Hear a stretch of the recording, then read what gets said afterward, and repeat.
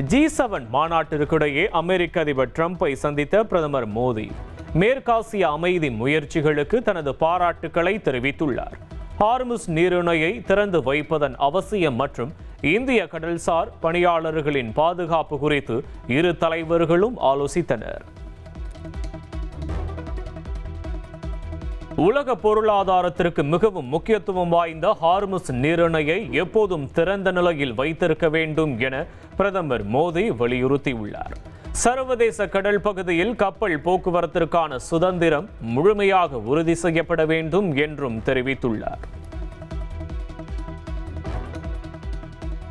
உலகின் பல்வேறு கடற்பகுதிகளில் பணியாற்றி வரும் லட்சக்கணக்கான இந்திய கடல்சார் பணியாளர்களின் பாதுகாப்பு மிக முக்கியமானது என பிரதமர் மோடி தெரிவித்துள்ளார்.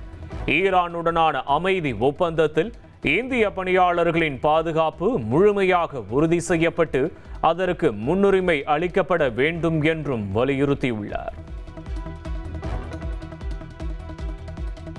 பிரதமர் மோடி ஒரு அதிரடி செயல் வீரர் மட்டுமல்ல, கண்டிப்பானவர் என ட்ரம்ப் புகழாரம் சூட்டியுள்ளார். இந்தியர்கள் மீது அன்பு கொண்ட பிரதமர் மோடி அமெரிக்காவையும் நேசிப்பவர் என்று புகழ்ந்து பேசியுள்ளார். தான் அதிபராக இருக்கும் வரை அமெரிக்கா இந்தியாவின் நண்பன் என ட்ரம்ப் உறுதிபட கூறியுள்ளார். இந்தியா மீது தாக்குதல் நடந்தால் அமெரிக்கா பார்த்து கொண்டிருக்காது என்றும் அமெரிக்க அதிபர் ட்ரம்ப் திட்டவட்டமாக தெரிவித்துள்ளார்.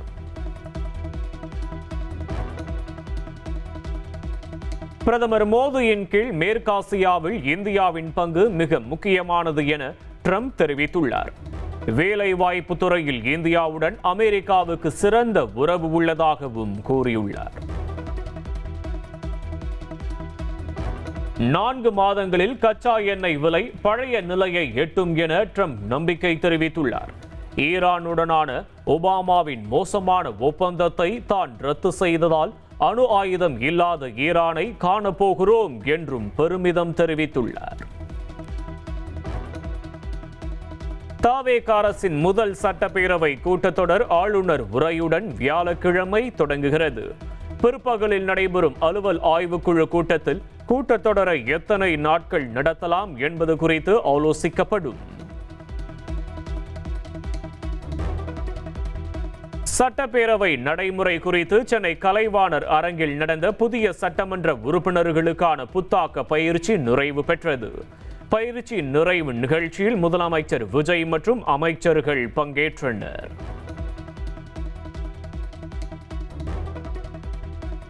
சென்னை கலைவாணர் அரங்கத்தில் 2 நாட்கள் நடந்த எம்எல்ஏக்கள் பயிற்சி கூட்டம். துறை சார்ந்த விளக்கங்கள் எல்லாம் தெளிவாக புரிந்ததா என அமைச்சர்கள் மற்றும் எம்எல்ஏக்களிடம் முதல்வர் விஜய் கேட்டறிந்தார். சென்னை அண்ணா அறிவாலயத்தில் திமுக தலைவர் ஸ்டாலின் தலைமையில் அக்கட்சியின் சட்டமன்ற உறுப்பினர்கள் கூட்டம் நடைபெற்று வருகிறது. வியாழக்கிழமை சட்டப்பேரவை கூட்டத்தொடர் தொடங்கும் நிலையில் சட்டமன்ற செயல்பாடுகள் குறித்த ஆலோசனை. தமிழகத்தில் நடக்கும் பிரச்சனைகள் குறித்து கவனம் செலுத்தி ஆட்சி தொடர்பான செய்திகளை படித்து அதில் உள்ள உண்மைகளை கண்டறிந்து நடவடிக்கை எடுக்க வேண்டும் என முதலமைச்சர் விஜய்க்கு திமுக தலைவர் மு.க. ஸ்டாலின் வேண்டுகோள் விடுத்துள்ளார். சென்னை வானகரத்தில் நடைபெற்ற ஆற்காடு வீராசாமியின் இல்ல திருமண விழாவில் கலந்து கொண்டு பேசிய அவர், ஒரு தேர்தல் தோல்விக்கே இன்றைக்கு ஒரு கட்சி காணாமல் போய்விடுகிறது. ஆனால் 75 ஆண்டு காலம் கொண்ட கொள்கையை பாடுபட்டு கொண்டிருக்கிறோம் கூடிய இயக்கம் திமுக என தெரிவித்தார். மேலும் சமூக வலைதளங்களில் தேவையற்ற விஷயங்களே செய்தியாகி வருவதாக விமர்சித்த அவர், தற்போதைய ஆட்சி தொடர்பான செய்திகளை ஆய்வு செய்து முதலமைச்சர் உரிய நடவடிக்கை எடுக்க வேண்டும் என கூறினார். வேண்டுகோளிப்பதெல்லாம் இன்றைக்கு தமிழ்நாட்டில் முதலமைச்சராக இருக்கக்கூடியவரை பார்த்து நான் கேட்பதெல்லாம், தயவு செய்து இன்றைக்கு உங்களை பற்றி, உங்கள் ஆட்சியை பற்றி வரக்கூடிய செய்திகளை படியுங்கள். படித்து அதை உண்மையை கண்டுபிடியுங்கள். அதற்குரிய நடவடிக்கை எடுங்கள் என்பதுதான் என்னுடைய அன்பான வேண்டுகோள்.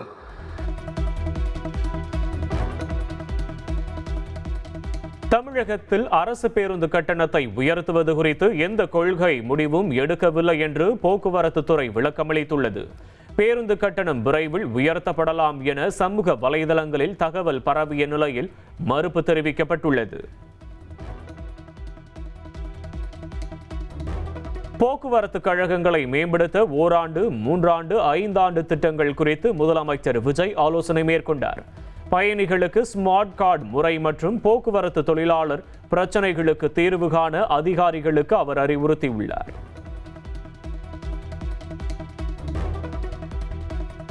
சர்வதேச தரத்தில் சென்னைக்கான 3வது மாஸ்டர் பிளான் திட்டத்தை உருவாக்க முதலமைச்சர் விஜய் உத்தரவிட்டுள்ளார். சர்வதேச வல்லுநர்களுடன் இணைந்து விரைவில் பணிகளை முடிக்க தமிழக அரசு தீவிரம் காட்டி வருகிறது.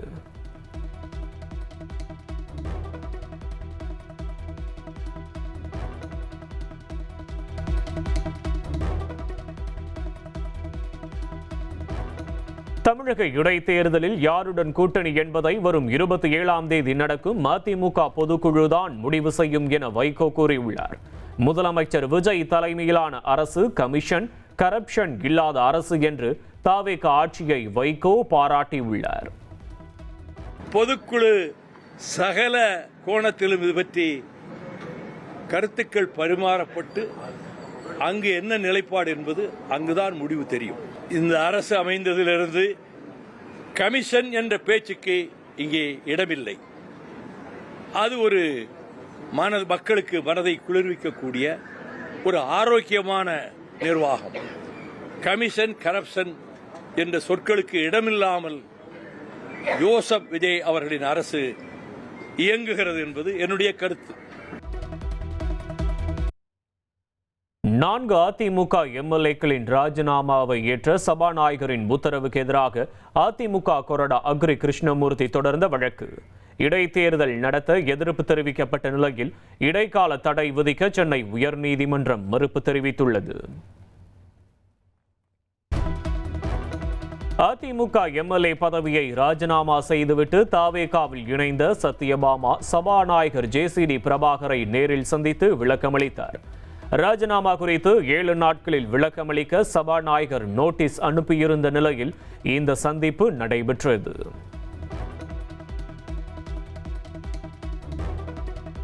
ராஜினாமா செய்த அதிமுக எம்எல்ஏக்கள் நேரில் அளித்துள்ள விளக்கங்கள் குறித்து முழுமையாக ஆய்வு செய்யப்படும் என சபாநாயகர் ஜேசிடி பிரபாகர் தெரிவித்துள்ளார். முழுமையான ஆய்வுக்கு பின்னரே அடுத்த கட்ட நடவடிக்கை அறிவிக்கப்படும் என்றும் அவர் கூறியுள்ளார். 7 நாட்களுக்குள் விளக்கம் அளிக்குமாறு கோரப்பட்டது. தற்போது அந்த 4 பேரும் தங்களின் விளக்கத்தினை உரிய காலத்திற்குள் அளித்துள்ளனர். மனு மீது முறையான ஆய்வுக்கு பிறகு அடுத்த கட்ட நடவடிக்கை பற்றி நான் அறிவிப்பேன். சி. விஜயபாஸ்கர் ராஜினாமா செய்த விராலிமலை சட்டமன்ற தொகுதி காலியானதாக அறிவிக்கப்பட்டுள்ளது. தமிழக சட்டப்பேரவையில் காலியாக உள்ள தொகுதிகளின் எண்ணிக்கை 6ஆக உயர்வு.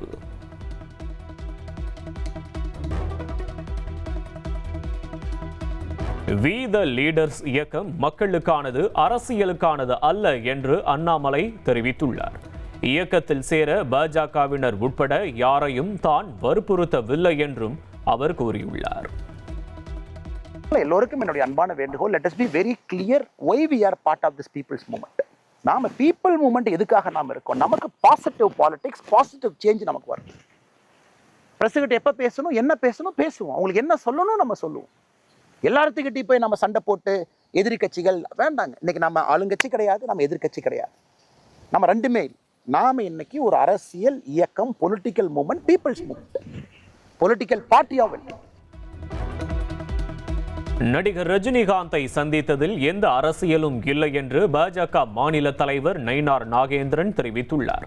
பிரதமரின் சாதனை விளக்க புத்தகத்தை ரஜினியிடம் வழங்க சென்றதாகவும் அவர் விளக்கமளித்துள்ளார். நேற்று மதிப்புக்குரிய நம்மளுடைய மூத்த நடிகர் அண்ணன் ரஜினிகாந்த் அவரிடம் போய் நான் கொடுத்துட்டு வந்தேன்.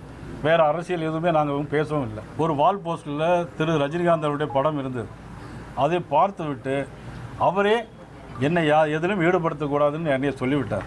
அவர் எந்த கட்சியிலும் கிடையாது, எந்த கட்சிக்கும் வரவும் மாட்டார் என்று தான் நான் நினைக்கிறேன். அதற்கு எதற்கும் எந்த விதமான சம்பந்தமும் இல்லை. மத்திய அரசின் நிதி குறைபாடாலேயே வருவாய் பற்றாக்குறை ஏற்பட்டதாக தங்கம் தென்னரசு விளக்கமளித்துள்ளார். தாவேக அரசு திமுக அரசை விட கடனை குறைத்து வாங்கி சவாலை நிரூபித்தால் பொறுப்பிலிருந்து விலகுவதாகவும் அவர் தெரிவித்துள்ளார். நீங்கள் சொன்ன வாக்குறுதிகளையும் நீங்கள் நிறைவேற்றி உங்களுடைய மிகவும் சிறப்பான நிதி மேலாண்மையை, உங்களுடைய ஃபிஸ்கல் ப்ரூடன்ஸை வெளிப்படுத்தி ஒரு திறமையான நிதி நிர்வாகத்தை நீங்கள் மேற்கொண்டு இத்தனையும் செய்து நாங்கள் வாங்கியிருக்கக்கூடிய சராசரி கடனை விட ஒவ்வொரு வருடத்திலும் நீங்கள் கடன் குறைவாக வாங்கினேன் என்று நீங்கள் நிரூபித்துவிட்டால் நான் பொறுப்பிலிருந்து விலகிக் கொள்கிறேன் என்பதை நான் இந்த அரசுக்கு ஒரு சவாலாகவே நான் சொல்லிக்கொள்ள விரும்புகிறேன். தமிழகத்தில் இன்று ஒரே நாளில் 8 முக்கிய நகரங்களில் வெயில் சதமடித்துள்ளது. அதிகபட்சமாக வேலூரில் 104.54 டிகிரி ஃபாரன்ஹீட் வெப்பமும், திருச்சி மற்றும் சென்னை மீனம்பாக்கத்தில் 104 டிகிரிக்கும் அதிகமாக வெப்பமும் பதிவாகியுள்ளது. தமிழகத்தில் நீலகிரி, கோவை, தேனி, திண்டுக்கல் உள்ளிட்ட 13 மாவட்டங்களில் வியாழக்கிழமை கனமழை பெய்ய வாய்ப்புள்ளதாக சென்னை வானிலை ஆய்வு மையம் தெரிவித்துள்ளது. மதுரை, திருச்சி, ஈரோடு, புதுக்கோட்டை, சிவகங்கை, நாமக்கல், கரூர் ஆகிய மாவட்டங்களிலும் பரவலாக கனமழை பெய்யக்கூடும் என எச்சரிக்கப்பட்டுள்ளது.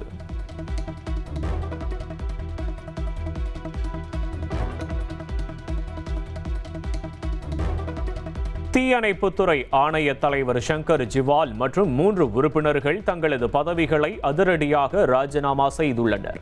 ஆணையம் தொடங்கப்பட்டு 9 மாதங்களே ஆன நிலையில் அரசின் கோரிக்கையை ஏற்று விலகுவதாக அறிவிப்பு.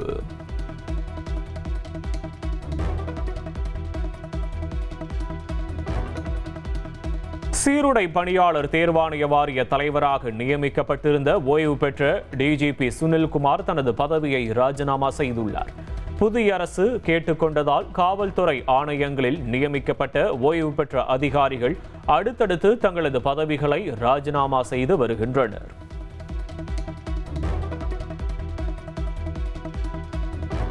மின் வாரியத்தில் இனி கலந்தாய்வு மூலம் வெளிப்படை தன்மையோடு பணி மாறுதல்கள் நடைபெறும். ஜூலை 1 முதல் ஆன்லைன் மூலமாக பணி மாறுதல் கலந்தாய்வு நடைபெற உள்ளதாக அறிவிக்கப்பட்டுள்ளது.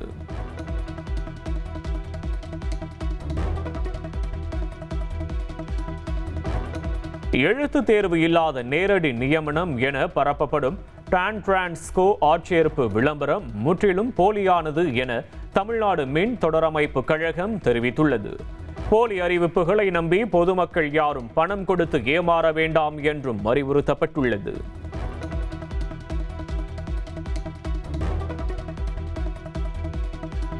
வேட்புமனுவில் சொத்து விவரங்களை மறைத்ததாக முதலமைச்சர் விஜய்க்கு எதிராக தொடரப்பட்ட வழக்கை சென்னை உயர்நீதிமன்றம் தள்ளுபடி செய்து உத்தரவிட்டுள்ளது. தேர்தல் ஆணைய விளக்கத்தை அடுத்து எதிர்க்கட்சி தலைவர் உதயநிதி ஸ்டாலின் மற்றும் தமிழிசை சவுந்தரராஜனுக்கு எதிரான வழக்குகளும் தள்ளுபடி செய்யப்பட்டுள்ளன.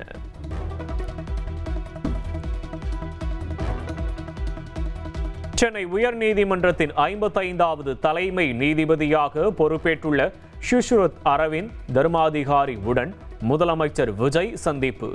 குரீன்வே சாலை இல்லத்தில் நிகழ்ந்த இந்த சந்திப்பு மரியாதை நிமித்தமானது என்று குறிப்பிடப்பட்டுள்ளது. பெரம்பூர் தொகுதியில் முதல்வர் விஜயின் வெற்றியை எதிர்த்து திமுக வேட்பாளர் ஆர்.டி. சேகர் சென்னை உயர்நீதிமன்றத்தில் வழக்கு தொடர்ந்துள்ளார். இதேபோல் சி.வி. சண்முகம், ஆதவர்ஜுனா, மரிய வில்சன் உள்ளிட்ட பல எம்எல்ஏக்களின் வெற்றியை எதிர்த்தும் தேர்தல் வழக்குகள் தாக்கல் செய்யப்பட்டுள்ளன.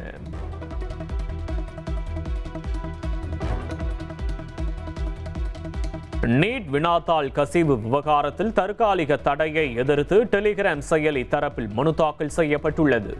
இது தொடர்பாக டெல்லி உயர்நீதிமன்றம் மத்திய அரசுக்கு நோட்டீஸ் அனுப்பியுள்ளது.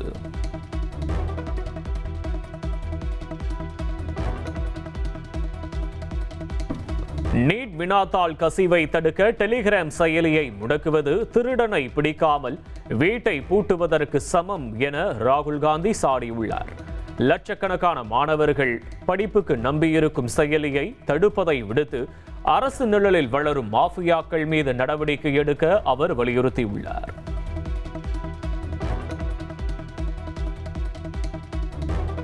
AI கருவிகளால் மாணவர்களுக்கு ஒழுக்கம் நெறிமுறைகளை கற்றுத்தர முடியாது என சென்னை உயர்நீதிமன்றம் கருத்து தெரிவித்துள்ளது.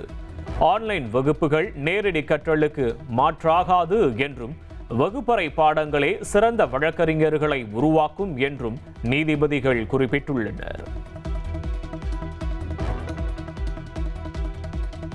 சபரிமலை ஐயப்பன் கோவில் கருவறை தங்க கூரையில் ஏற்பட்டிருந்த கருப்பு நிறக்கரை அகற்றப்பட்டது. தந்திரியின் அனுமதி மற்றும் கேரள உயர்நீதிமன்ற வழிகாட்டுதலின்படி நிபுணர்கள் முன்னிலையில் கரை நீக்கப்பட்டது.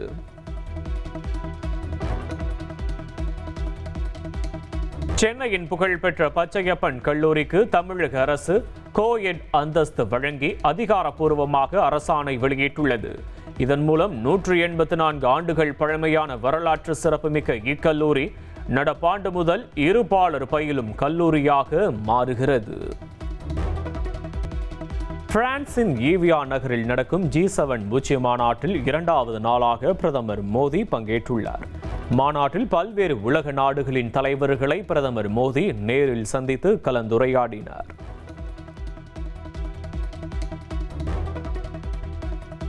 மேற்காசிய நெருக்கடியால் ஏற்பட்டுள்ள எரிபொருள் மற்றும் உணவு விநியோக பாதிப்புகளின் சுமையை வளரும் நாடுகள் மட்டும் சுமக்கக்கூடாது என G7 மாநாட்டில் பிரதமர் மோடி பேசியுள்ளார்.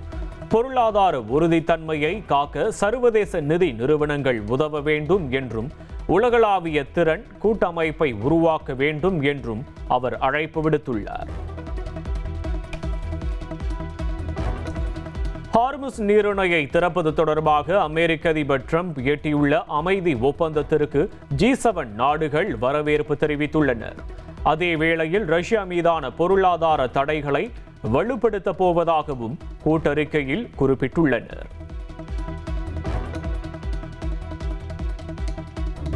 தூத்துக்குடியில் 38,000 கோடி மதிப்பில் அமையவுள்ள அதிநவீன கப்பல் கட்டும் தளம் குறித்து முதலமைச்சர் விஜயுடன் HD ஹுண்டாய் குழுவினர் ஆலோசனை நடத்தினர். கப்பல் கட்டுமான திட்டப்பணிகளை விரைவில் தொடங்குவது தொடர்பாக தலைமை செயலகத்தில் இந்த உயர்மட்ட சந்திப்பு நிகழ்ந்துள்ளது. பள்ளிகளின் கல்வி கட்டண நிலுவைத் தொகையை வசூலிக்க புதிய கொள்கையை உருவாக்க நிபுணர் குழுவை அமைக்க கோரிய வழக்கு. வரும் 25ஆம் தேதிக்குள் தமிழக அரசு பதிலளிக்க சென்னை உயர்நீதிமன்றம் உத்தரவு.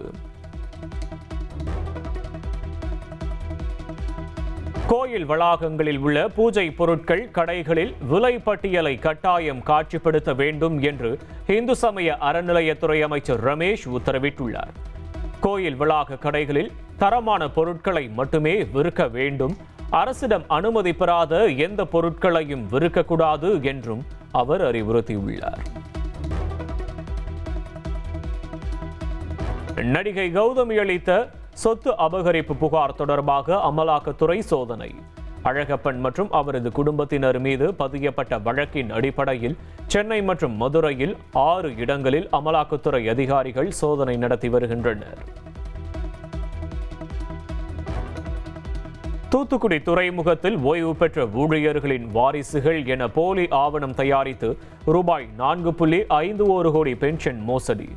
துறைமுக அதிகாரிகள் 4 பேர் உட்பட 7 பேர் மீது சிபிஐ வழக்கு பதிவு செய்து விசாரணை. சென்னையில் ஆபரண தங்கம் விலை சவரனுக்கு 240 ரூபாய் குறைந்துள்ளது. 1 கிராம் தங்கம் 14,030 ரூபாய்க்கும், ஒரு சவரன் 1,12,240 ரூபாய்க்கும் விற்பனை செய்யப்படுகிறது.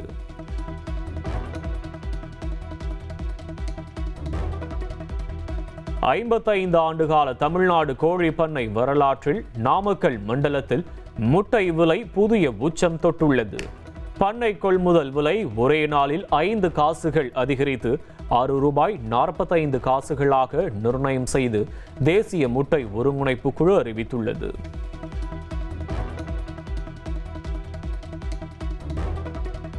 சரணாலய பகுதியில் உள்ள ரிசார்ட்டுகளில் கேம்ப் ஃபயர் நடத்த உயர்நீதிமன்ற மதுரை அமர்வு தடை விதித்துள்ளது. சரணாலய பகுதிகளில் உள்ள ரிசார்ட்டுகளில் இசை நிகழ்ச்சிகளும் நடத்தக்கூடாது என்றும் நீதிபதிகள் உத்தரவிட்டுள்ளனர்.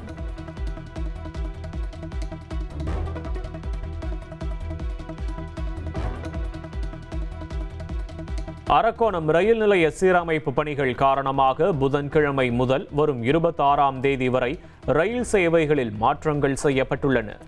ரயில்கள் தாமதமாகவோ அல்லது மாற்று பாதையிலோ இயக்கக்கூடும் என்பதால் பயணிகள் இருப்பு நிலையை சரிபார்க்க தெற்கு ரயில்வே அறிவுறுத்தியுள்ளது.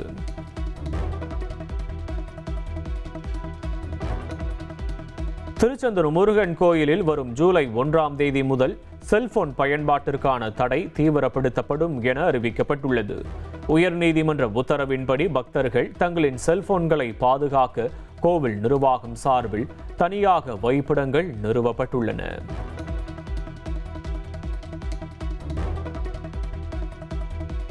வில்லியனூர் எம்எல்ஏ ரவிக்குமார் அரசு பணியிலிருந்து விடுவிக்கப்பட்ட விவகாரத்தில் புதுச்சேரி அரசுக்கு சென்னை உயர்நீதிமன்றம் கண்டனம் தெரிவித்துள்ளது.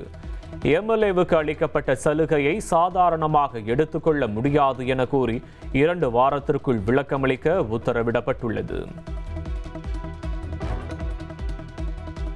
மானாமதுரையில் போலீஸ் தாக்கியதால் உயிரிழந்ததாக கூறப்படும் ஆகாஷின் உடல் நீதிமன்ற உத்தரவுப்படி தகனம் செய்யப்பட்டது. ஆகாஷின் உடலை வாங்க மறுத்து 100 நாட்களுக்கும் மேலாக போராட்டம் நடத்தி வந்த நிலையில் குடும்பத்தினர் முன்னிலையில் அதிகாரிகள் தகனம் செய்தனர். நெல்லைக்கு ஹெலிகாப்டர் மூலம் நீட் தேர்வுக்கான வினாத்தாள்கள் கொண்டு செல்லப்பட்டுள்ளன. முறைகேட்டை தடுக்கும் வகையில் 2 வங்கிகளின் பாதுகாப்பு அறைகளில் நீட் வினாத்தாள் வைக்கப்படுகின்றன.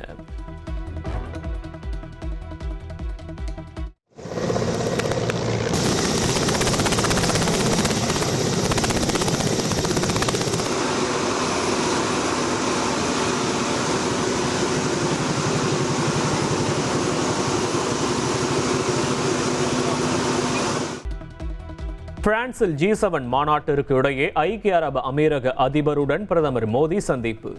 இந்த ஆண்டு இறுதியில் இந்தியாவில் நடைபெறவுள்ள பிரிக்ஸ் மாநாட்டில் பங்கேற்க அமீரக அதிபருக்கு பிரதமர் மோடி அழைப்பு விடுத்துள்ளார்.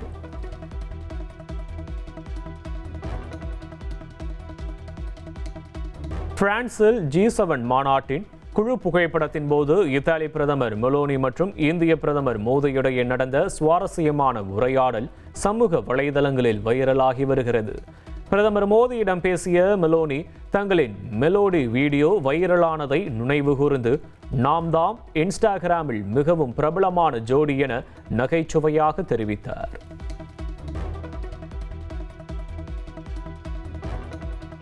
தர்மஸ்தலா வழக்கில் முக்கிய குற்றவாளி சின்னையா தன்னிடம் பேசியது உண்மைதான் என்று நடிகர் பிரகாஷ் ராஜ் ஒப்புக்கொண்டுள்ளார்.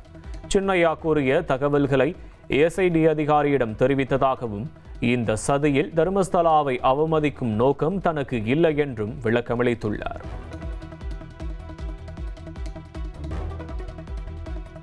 ராஜஸ்தான் எல்லையில் தேநீர் கடை நடத்தி ராணுவ ரகசியங்களை பாகிஸ்தானுக்கு உளவு பார்த்த முஸ்தாக் அலி என்பவர் கைது செய்யப்பட்டுள்ளார். ISI அமைப்பிற்கு தகவல்களை அனுப்பி வங்கி கணக்குகளில் பணம் பெற்றது விசாரணையில் அம்பலம்.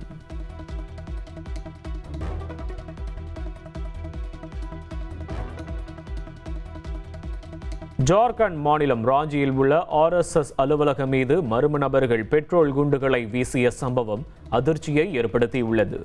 சம்பவ இடத்தில் 2 பாட்டில்கள் பறிமுதல் செய்யப்பட்டுள்ள நிலையில் CCTV காட்சிகள் வெளியாகியுள்ளது.